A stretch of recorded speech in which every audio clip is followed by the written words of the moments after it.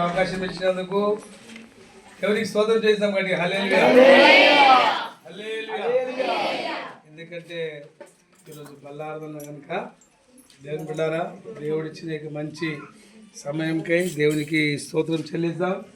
మీరందరూ కూడా, ఎందుకంటే కొద్ది కరెంట్ పోతే ఎట్లుంది మరి యేసు ప్రభు వారు ఎర్రటి ఎండలో దేవుని బిడ్డారా సిలువ మీద వేలాడినప్పుడు ఆయనకి ఎట్లుంది?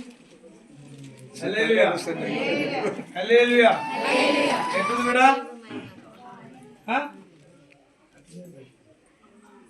దేవునికి స్తోత్రం చెప్తాం కండి. హల్లెలూయా.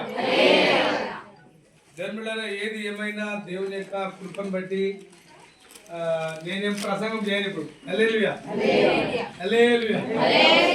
ఒక రెండు మాటలు చెప్తా, మీ హృదయంలో పెట్టుకునండి.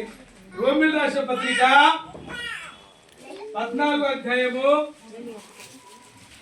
అందరు తీయండి. రోమీయులకు రాసిన పత్రిక 14వ అధ్యాయము అందరు, మీ బైబిల్ ఉన్న వాళ్ళందరూ కూడా తీయండి.